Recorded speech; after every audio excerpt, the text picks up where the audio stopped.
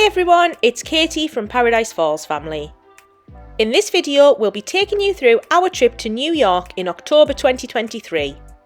This was a trip we'd had booked several times before, and each time it had to be cancelled for various reasons, and we were so excited to finally get the chance to take the kids to our favourite place in the world. Our trip lasted a week, Saturday to Saturday, and included 3 nights in New York, followed by a 4-night Halloween on the High Seas cruise to Bermuda with Disney Cruise Line. In this vlog series, we'll talk through a different aspect of the trip in each video. This video will focus on our time spent in New York and what went into our planning. We started off our journey in London at the Sofitel Heathrow Terminal 5 hotel, driving down to London after the kids had finished school on the Friday. We've stayed here a couple of times before, but it is on the pricey side, so we only stay here as a treat when we're doing a shorter trip with British Airways. The hotel has a direct walkway to BA's Terminal 5, so it's so handy when flying with BA from here. The hotel has underground parking, so once we'd parked on the Friday night, we were set and could just wander over to the terminal the next morning, as we left our car here for the whole holiday. Our room was gorgeous. As a treat, we'd upgraded to a prestige suite, which has a separate living area, 2 bathrooms, lounge access and a free minibar. We had so much room and the kids were so excited. It was a brilliant stay. It was on the pricey side, it's around £600 for the night and a week's parking.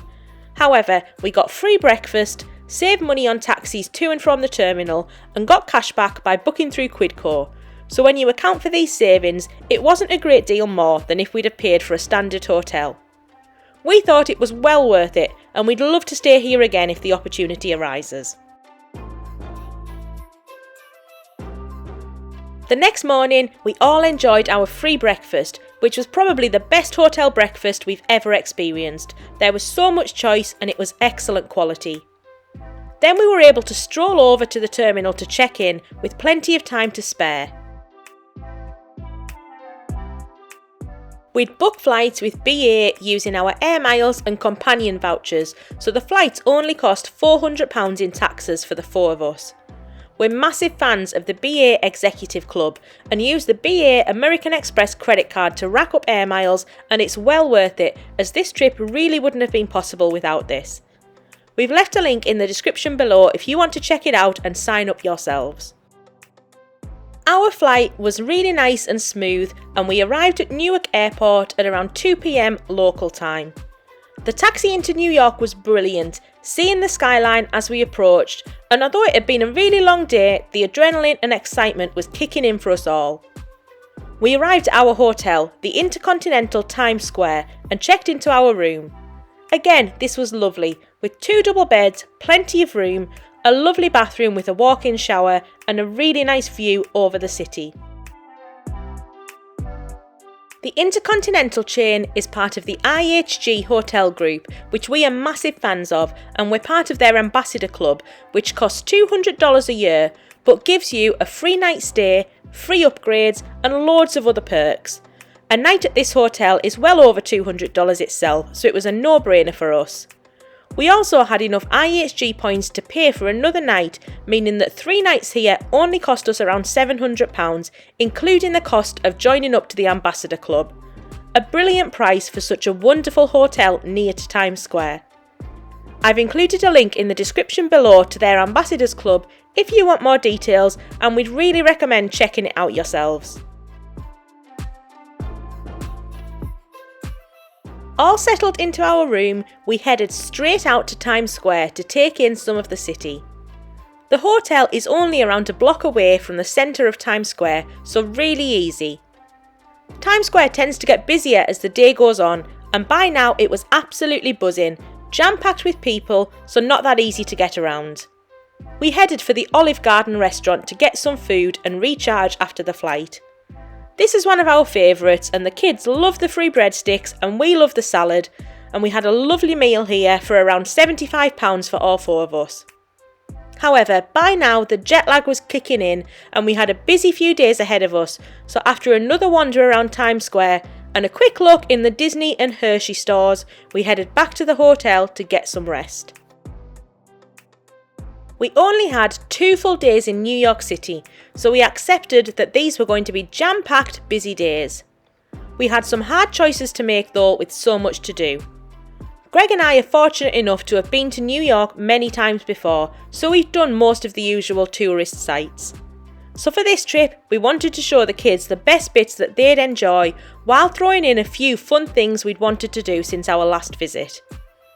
A few things near the top of our list, like a sports game, just weren't on while we were there, and there wasn't a great selection of Broadway shows the nights that we were there as well. In hindsight, probably a good thing, as I don't think we could have stayed awake long enough given how busy the days were and with the jet lag. We settled on spending the majority of the first day downtown and the second day doing Central Park and Midtown. We did toy with the idea of a hop-on, hop-off bus to get around, but decided we'd get more done spending that money on Ubers to dot around the city to the specific bits we wanted to do and see. In the end, it cost us more doing it this way, but it worked better with so little time. On the first morning, we knew we'd be up really early, so we'd need a good breakfast to see us through to lunchtime. We decided to try Ellen's Stardust Diner on Times Square. This is somewhere I've never been able to persuade Greg to go to, as I'd visited before on a trip without him. But the kids and I love musicals, so Greg finally gave in and agreed to go. You can't make reservations at Ellen's, and as we'd be up early with the jet lag, we headed over for opening at 7 AM, being some of the first in line. First though, we had lots of fun getting some amazing pictures in an almost deserted Times Square, as it was early in the morning and it was all decorated ready for Halloween. For those of you who don't know, Ellen's Diner is themed around Broadway musicals, and the servers sing live Broadway tunes while you eat. We had a wonderful time, even Greg, and the entertainment was fantastic. The food was great too, and although it was quite expensive as it came to around £120, it was well worth it, as it was an experience rather than just a standard meal, and it really set us up for a great day.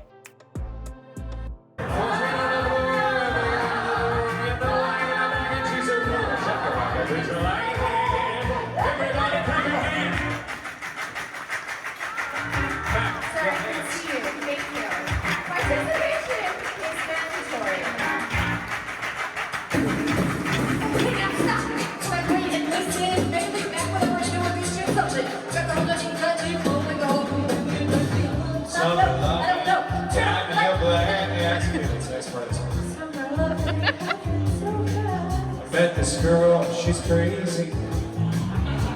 I'm gonna pour these little smelly summer days, Drifting away to summer nights.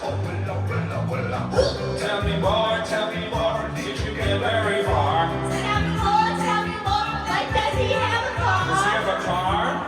No car, no English. She's reminding me she got a girl. Sing for life, she nearly drowned. He showed off, splashing around. Splash, tell me something to think about. The summer night. Tell me more, was in love at first sight. Tell me more, did he put up a fight? No, she said. Afterwards, we got an Uber downtown to start exploring. First of all, we headed to City Hall Park, which is where the Brooklyn Bridge begins. We wanted to walk part of the way over the bridge to take in the views, and got about a third of the way across before we turned back around. This was just about far enough to take in the iconic bridge and the city views, but unfortunately it was raining pretty hard, so it wasn't the weather to go much further.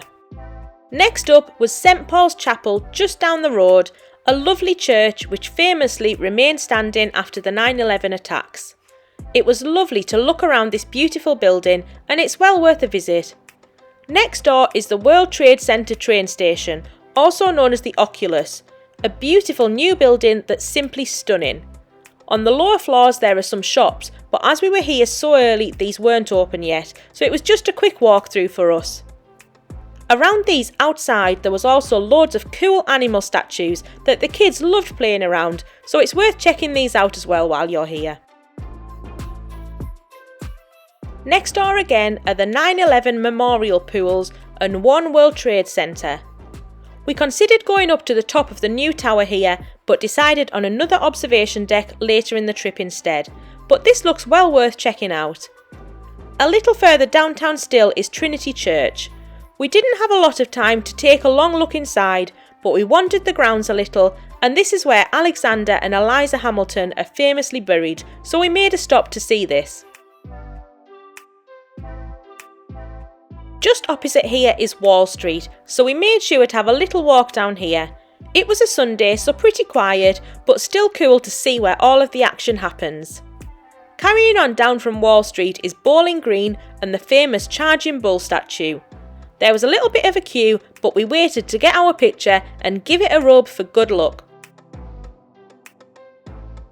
Then we ended our walk down at Battery Park, where you can look across to the Statue of Liberty and buy tickets for a cruise out there if you want. Alternatively, you can get the Staten Island ferry for free. The park is lovely to walk around, and you don't need tickets to access the park despite what all of the ticket sellers trying to stop you walking past say. It even has a really cool carousel that the kids loved. They were getting a little tired at this point, so they had fun playing on this and then the playground next door, and blowing off steam after a lot of sightseeing in what was turning out to be the constant rain. By now, we were all ready for a bit of a rest and some food. It was only 11:30, but we'd been on the go for a good few hours now. We'd made reservations at Francis Tavern for midday, which was nearby, but we decided to head over early and they were able to seat us. Francis Tavern is one of New York's oldest and most historic restaurants and is on the National Register of Historic Places. It was used by many of the founding fathers, including Alexander Hamilton, and it's where George Washington said farewell to his officers after the end of the Revolutionary War. It's also supposedly where the bar scene in the musical Hamilton is meant to be set. Today, it's a wonderful bar and restaurant with a small museum above looking at its history. We made a reservation online in advance and had a brilliant lunch. The restaurant is so atmospheric and we felt like we'd stepped back in time, and it was a wonderful place to rest and recharge for a few hours out of the rain. The food was excellent, a really good selection for both us and the kids, and it was really good quality. The bill came to around £100, so we thought it was pretty reasonable for New York and such a historic and unique location. We'd really recommend trying this out if you're in the downtown area. Feeling a bit more energised, we headed off to our last stop downtown, South Street Seaport. We love this area of the city and come here every time we visit New York. It's a lovely little cobbled shopping and dining area where the old fish market used to be. And it also has some shopping and dining on the pier with amazing views over to the Brooklyn Bridge. Unfortunately, it was now raining even harder, so it wasn't the weather to be wandering and browsing. We popped over to the pier to see the bridge, and there was a great Halloween photo opportunity too, and then quickly ordered an Uber to take us to our next stop of the day. It was now around 2 p.m, and our plan was to start in Chinatown and then spend the rest of the afternoon working our way up through SoHo towards the village. We were dropped at Mulberry and Canal, which is an intersection where Chinatown and Little Italy meet. We were able to have a little wander around the area and back along Canal, but to be honest, it wasn't our favourite area. There were loads of gangs of people selling knock-off stuff on the pavement, it was really crowded, a little bit grotty, and the McDonald's had security, which I think says a lot. I'm sure you can get some great food here and have a nice time, but for us it wasn't a place we wanted to wander with the kids, so we headed up Broadway quickly into SoHo.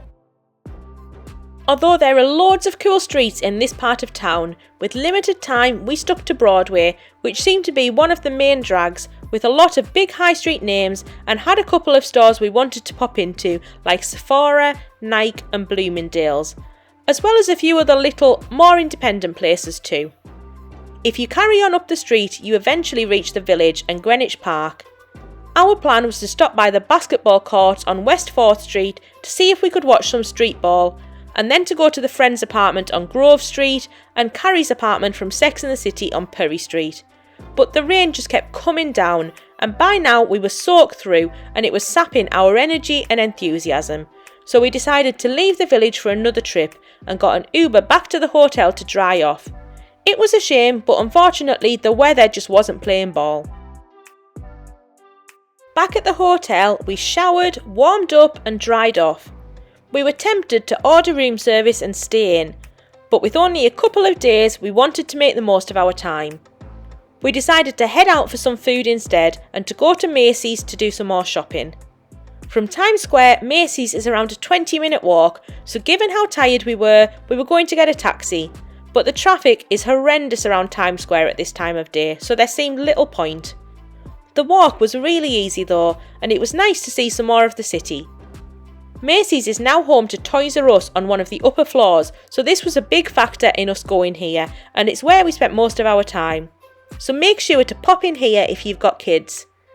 Macy's is also where some of the scenes from Elf were filmed, so we had loads of fun recreating the escalator scene. The store is absolutely massive, so don't be afraid to ask for directions if you can't find your way around. Back outside, we had one more stop before dinner. Eva wanted to go into Ulta Beauty, which is a makeup and skincare shop, and it's just down the road near Herald Square. The walk here is also right by the Empire State Building, so we enjoyed the amazing views of this lit up at night. For dinner, there was a little diner on the next street over from Macy's, so we popped in here. We love eating at little diners like this in New York. Great food and usually good prices. This meal came to around £85, which we found to be around the lower end for this trip, with New York being so expensive to eat in. By now, we were all absolutely exhausted, so we made our way back to the hotel to get in some rest ready for day 2. It had been jam-packed, but well worth it, and we'd all had a brilliant time. The kids were loving New York, so we were all set for a busy second day. We started off the next morning with a quick breakfast in the room this time, before Ubering up to the Dakota building on the upper west side of Central Park for around 8:30. We wanted to have a bit of time walking through the park, even though the weather still wasn't brilliant, although at least the rain had stopped for now. Our plan was to walk from here across the park to the southeastern corner. Starting at the Dakota building, this is where John Lennon used to live and where he sadly passed away. Over the road is Strawberry Fields, a memorial to John Lennon, and from here we walked into the park towards the Cherry Hill Fountain. We found a lovely little spot by Wagner Cove with some pumpkins and then onto the Bow Bridge. Further along is the Bethesda Fountain and Terrace, which you'll recognise from countless movies including Home Alone 2. From here we strolled down to the mall, taking in some of the famous statues along the way, and then carried on south to the Woolman Rink. The ice rink had just opened for the season, and we were really tempted to get on the ice ourselves, but we had reservations at the Rockefeller Center later in the day.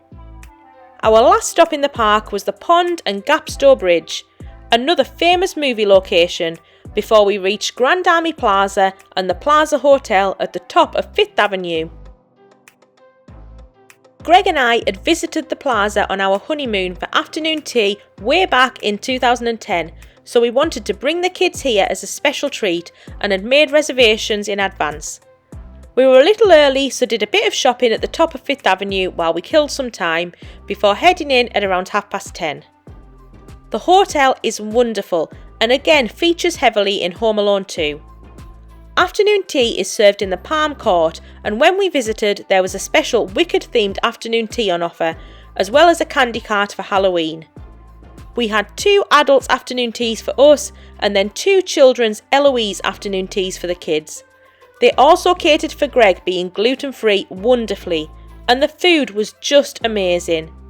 It was all fantastic, beautifully presented and delicious. The service was also absolutely impeccable, and they were fantastic with the kids, bringing them extra treats, souvenir postcards and taking pictures for us all. Although it was really pricey, coming in at around £450 for the 4 of us, it was a lovely treat for us all. It was something really special that we'll remember forever, and we'd highly recommend coming here if you can. We then had a couple of hours before our next reservation for ice skating at the Rockefeller Center at 2 p.m, so we spent some time wandering down Fifth Avenue, popping in a few shops like Tiffany's and the Lego store, which was a big hit with the kids. There was a queue to get in, but it moved fast and inside was amazing. Finley was also able to finally build his own Lego person, something that always has hour-long queues when we've tried to do this at Walt Disney World. We also made sure to visit FAO Schwarz at the Rockefeller Center. This was previously based opposite the plaza but has since moved and is apparently what the toy store in Home Alone 2 was based on. It now sits at Rockefeller Center and was recently featured in the Marvel series Hawkeye. Inside the store, it's a kid's wonderland, one of the best toy stores we've ever visited, with loads on offer. We spent ages in here while the kids picked out a few bits with their pocket money and got to have a go on the famous giant keyboard which features in the movie Big. Back outside, we had a wander around, got our mandatory picture outside of 30 Rockefeller Plaza as Greg and I are massive fans of the TV show 30 Rock, before heading downstairs for our ice skating reservation. Little tip here, go early. The Rockefeller Center is a maze and we got lost, so we're late trying to find our reservation. However, nobody seemed to mind and we weren't rushed off the ice at all. Ice skating here cost around £130, so not cheap, but you're paying for the iconic location, and it was wonderful to ice skate here. The reservation was for an hour, which was plenty of time for us, and the kids picked this out as one of their highlights of the trip. Back on the street, we carried on down Fifth Avenue, popping into the NBA store and then on to Bath & Body Works, which is near Grand Central Station and the Chrysler Building. We'd planned our route to try and time it so we could eat at Grand Central in the food court for dinner. There weren't as many options as we remembered previously, but we found a table at Shake Shack and this did the trick after the pricier afternoon tea earlier in the day. We of course popped into the Grand Hall, which is one of our favourite spots in the city, before heading on west down 42nd Street, past the New York Public Library to Bryant Park. The park is home to another ice rink and a Christmas market, which had just opened up when we visited. It's a lovely little spot to pick up some festive souvenirs and treats, and we sat here for a while watching the ice skaters and getting our energy back. We had one more stop for the day that we wanted to fit in, which was Hudson Yards and the High Line. This is an area which has recently been redone into a shopping complex and another viewing platform, The Edge.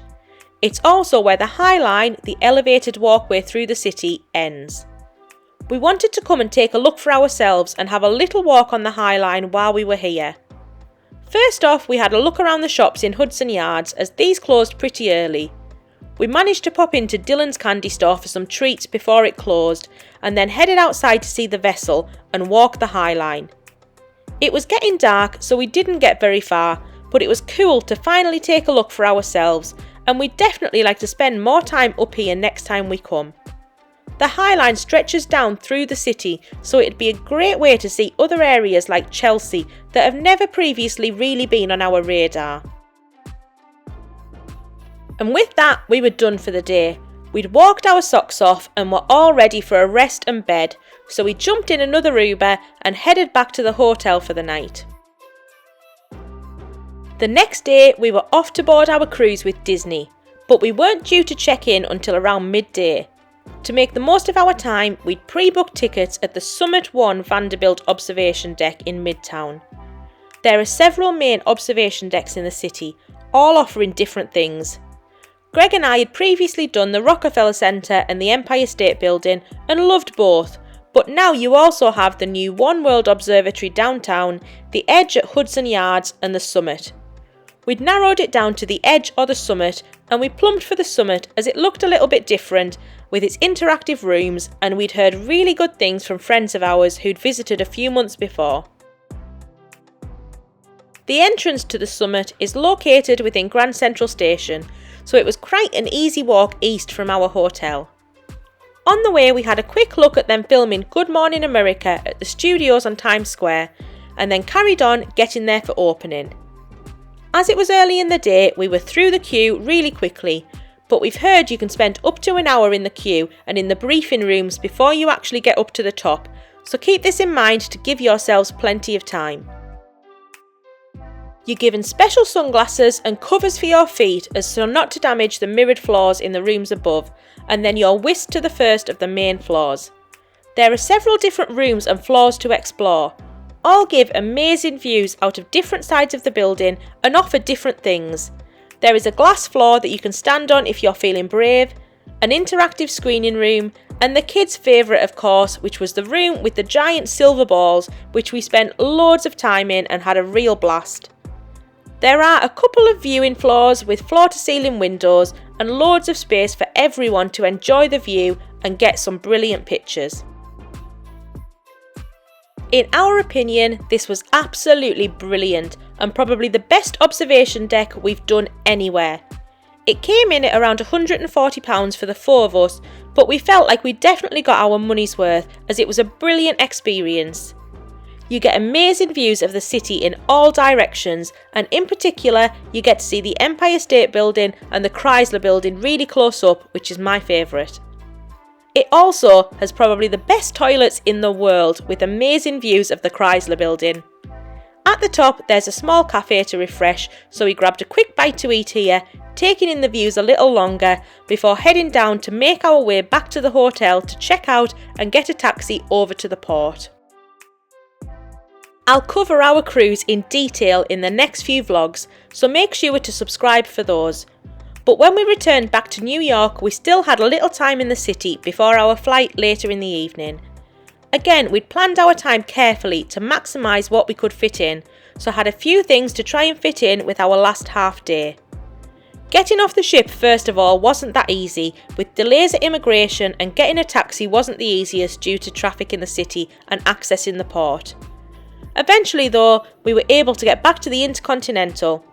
We checked that they'd be happy to store our luggage for a few hours when we returned. Unfortunately, when we arrived they initially declined to take it, but once we explained that they'd already agreed with us previously, they were happy to store it for a few hours. Our main activity for the morning was to visit the Museum of Art and Design to see the Taylor Swift exhibition that they were running, and with our luggage stored, we grabbed an Uber up there. With us being big fans, we had to check this out while we were here, and it was lots of fun. It was really interesting to see all of her outfits from her iconic performances and videos. Entry came to around £80 for the four of us, which was cheaper than other attractions, and although we weren't here for very long, it was a must-see for us while we were in the city. Eva especially is a massive Swiftie.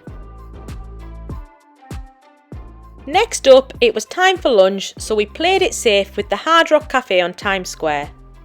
It was just before midday, so pretty quiet and easy to get in, recharge, and we do love a Hard Rock. We also took the opportunity to decide what to do with our last few hours in the city. We'd really wanted to do the NBC tour at the Rockefeller Center to see the Jimmy Fallon and Saturday Night Live studios, and the kids were really keen on doing this. However, when we checked the website before our visit, it said it was closed, and we only realised when we arrived that tours were actually operating again, so we didn't have anything pre-booked. Unfortunately, we just didn't have time to squeeze this in, so it's one of our priorities for next time we come. So with just a few hours left, we decided to take it easy and stay around Times Square, going to a few more shops, including another trip to Sephora and M&M World, one of the kids' favourites. And with that, our wonderful time in New York had come to an end. We wandered to the hotel, collected our luggage and caught a taxi to JFK for our flight home for around $100. We made sure to leave loads of time as traffic can be horrendous and we've nearly missed our flight in the past because of this.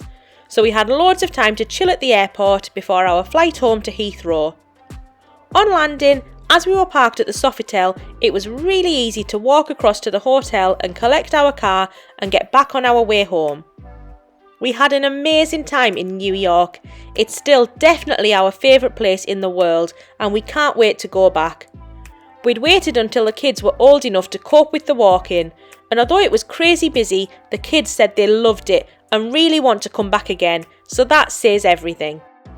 To finish, I'll just briefly talk about a few of the practical bits and tips from our trip, which might be useful for yours, particularly if you're a young family.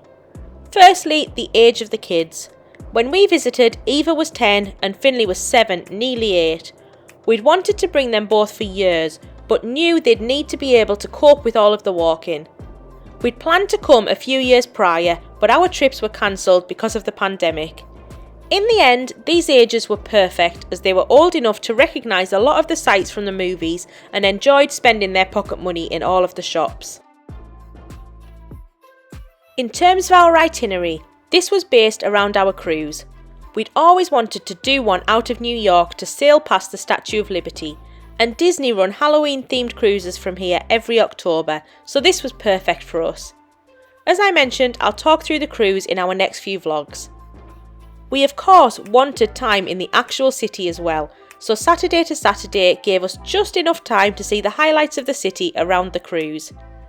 As you'll have seen though, only having a few days meant that these were jam-packed, and really we'd have liked a couple more days.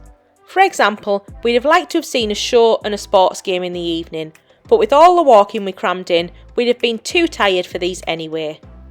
With a couple more days, we could have taken a slower pace and still fit in some sights and activities as well as a game and a show, so we think 5 or 6 nights would be perfect for us next time. As well as a show and sports game, there was also quite a few other bits we'd have liked to have done with more time. First of all, the Brooklyn Bridge and the High Line. We did see and walk these, but only briefly because of time, so it would have been nice to have taken in a few hours to do them properly, and perhaps in nicer weather. I've already mentioned the NBC tour, One World Observatory and the Edge. Although we did an observation deck, it would have been cool to do one at night to see the city lights if time and budget had allowed. I also mentioned we'd intended to see the village, which we couldn't manage this time, and other bits like the USS Intrepid, Central Park Zoo, the Natural History Museum and the Statue of Liberty would have been great for us as a family with more time. In short, we'd love to come back as there's so much still to do. Christmas is particularly fun with the decorations, the Rockettes show and other bits and pieces, so that's made it onto our list now as a potential trip back. In terms of costs, the actual flights and hotels for us weren't particularly expensive. As I said, we got the flights for around £400 plus our air miles, and the hotel cost around £700 for 3 nights, so £1,100 for 3 nights in New York for a family of 4, which we think is pretty good. I'll talk more about the cruise costs in next week's vlog, so that just leaves the spending money. This is what really hit us. As you'll have seen, we did splash out at times to treat ourselves, but if you're going to visit New York and do all of the sights etc, it's going to cost quite a bit unfortunately. I don't have a final total, but I've tried to give estimates of bits as I've gone along, but it does all add up, with the costs of meals, entry to different sites, souvenirs and Ubers. We could have saved a little by using public transport, but not masses with there being 4 of us, and we were on a tight schedule with only 3 nights, so decided to use Ubers instead. So our tip here would be to think a bit harder about spending money in advance.